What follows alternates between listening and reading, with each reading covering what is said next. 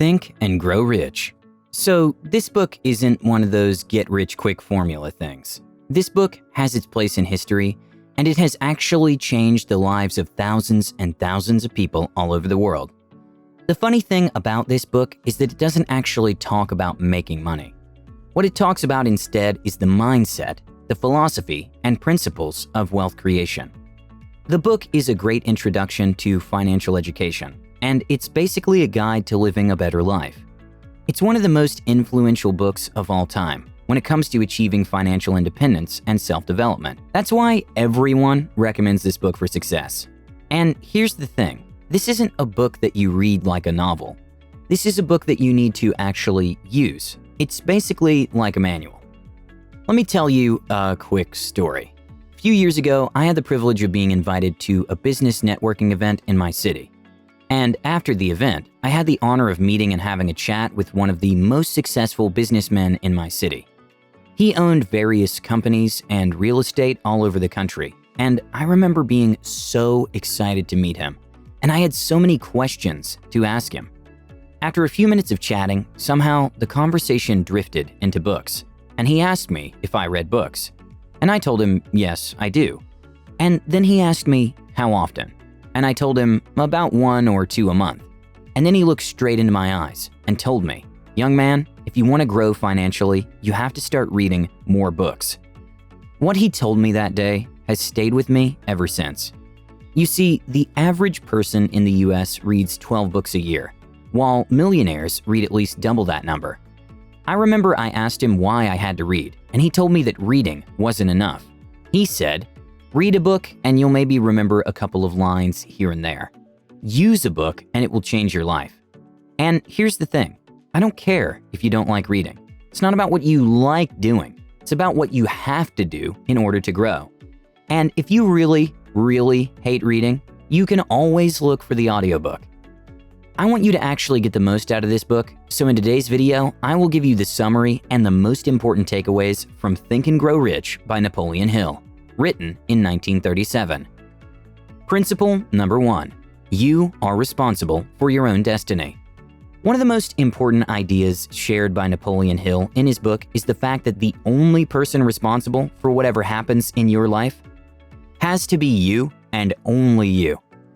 Here's the thing. In life, you have 2 choices.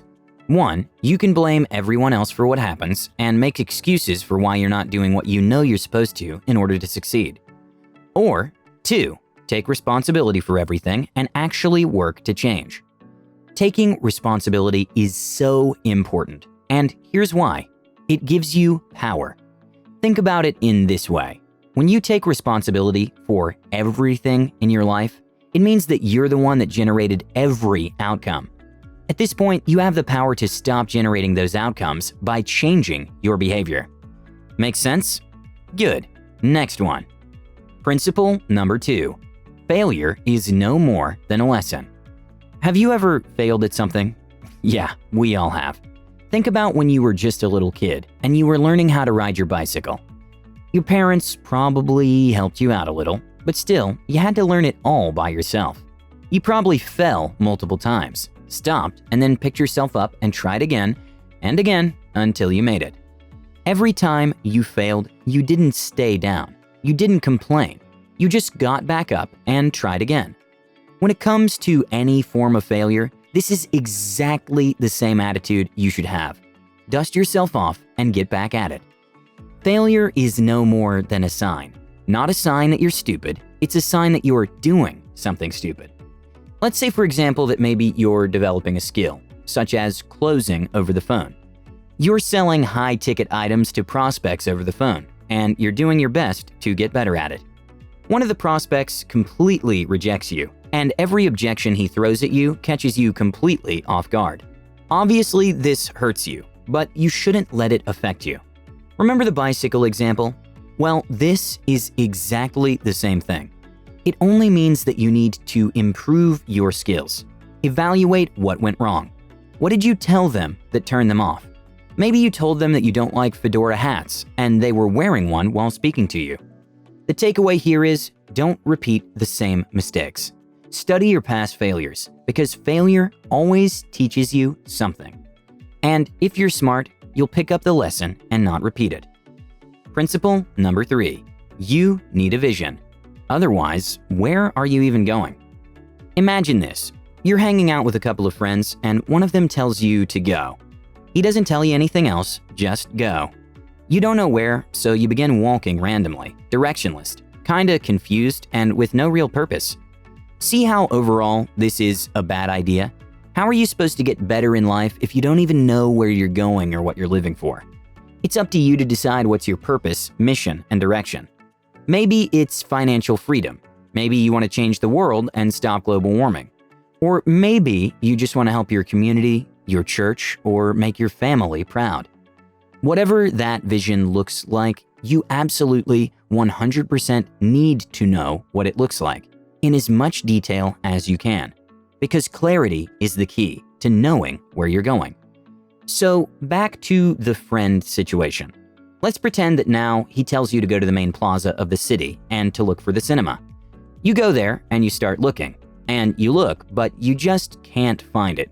You see, you can't find something if you don't know what it looks like. Your friend needs to describe to you everything about that cinema. The colors, the height, the position, the entrance, and literally everything in as much detail as he can. As soon as he does, he'll give you all the necessary data for you to look for it, recognize it, and reach it. This is why you need to have clarity, and when you set goals, please keep this in mind. Otherwise, you seriously risk going nowhere and just wasting time. Principle number 4. Create urgency. Here's how we're going to define urgency from now on. Urgency indicates how strong your desire for obtaining something in a short period of time is. If you have a lot of urgency for an apple, you want to eat right now, and you want it so bad that you're willing to give everything up to find an apple and eat it. This is the kind of urgency, or let's call it hunger, that I'm talking about. You have to be hungry and have a lot of urgency to reach your short-term and long-term goals. If you have urgency, you stop procrastinating. You stop waiting for the right time. From now on, you're forbidden from saying, "I'll wait until the time is right," or "I'll do it tomorrow, next week, or next month." Don't postpone what you can do now. Just do it. The right time will never come, and here's why. Your brain wants to protect you from everything that requires effort and is even remotely close to being painful. Since we live in a developed society, we can live without lifting a finger for long periods of time. So we get used to being 100% comfortable all the time. In order to achieve success, you need to detach yourself from your comfort zone and do what you need to do when you need to do it. You should be ignoring the part of your brain that often doesn't want to do anything because it does not understand the importance of long-term comfort over short-term comfort. So here's how you can create urgency. Set deadlines. Do you remember when you were in high school? If you were like me, you hated studying, and you'd always postpone it until the very last day. And the night before your very important exam, don't judge me. So you start studying so hard that you learn more in one night than in one whole month. When you're under pressure and the deadline feels stressing and close, you are much more productive. So set a deadline to your goals and let the deadline stress you out so much that you just can't not work on your goal. Here's an additional tip. For this to work even better, create annoying consequences if you don't meet a deadline. Make a bet with some friends, or maybe hold yourself accountable by punishing yourself. Maybe take away your Netflix subscription or give some money to someone you hate or something that really annoys you. Principle number 5. After defeat, there's success. Napoleon Hill, the author of the book that we're talking about, has interviewed numerous successful people from the US, and he took the information and summarized it in the book Think and Grow Rich. Most of these successful men and women told Napoleon Hill that often, success comes right after you are about to give up. This means that right when things are the hardest, when they're so hard that you're about to give up, right after that, there's success. The greatest success comes right after your last breath. You need to keep going, never give up, and keep your head up while fighting. I know that success isn't easy. I 100% agree with that, but that's not a good excuse for not making more money, achieving more, and making your life better. Principle number 6. Never stop learning. The market changes, people change, and even you change. With time, people and things change, whether you're comfortable with it or not. You have to constantly reinvent yourself and keep learning, especially if you're in business. But that's also true for fitness, learning, and anything else. As soon as you stop learning, you stop growing, and your soul starts decaying. In order to keep up to date, reading the news isn't enough. The news is actually bad for you. Most news is over-exaggerations of things that happen daily, and you'll do good for yourself if you avoid it. Stay away from anything negative and that's not related to your goal. Instead, you should have a mentor and keep reading, as well as have a group of people that not only understand you, but that does the same thing that you're doing. This way, you can share with each other what the markets are doing, what's happening with clients and experiences, and even if you're not in business, this is still valid. Maybe you have a fitness group, then a paintball group, and so on. You're the average of the 5 people you spend most of your time with. Would you actually like to be the 5 people that you spend the time with the most? Think about that, and if that's the case, change your environment. Your goals and purpose should be what determine who you keep around you. In conclusion, these are, in my opinion, the most important takeaways from the book Think and Grow Rich by Napoleon Hill. This book just doesn't die. Its principles and lessons are still relevant today. In order to generate wealth and get ahead in life, all you need to do is certain things very well in a certain way. The goal of this channel is to teach you exactly what you need to do and how you need to do it in order to become a better version of yourself and to achieve your goals. I want you to subscribe to the channel now so you can get our updates on what are the best wealth-generating tricks and tips, as well as the philosophy of business, work, and so much more. Thank you for watching, and I'll see you in the next one.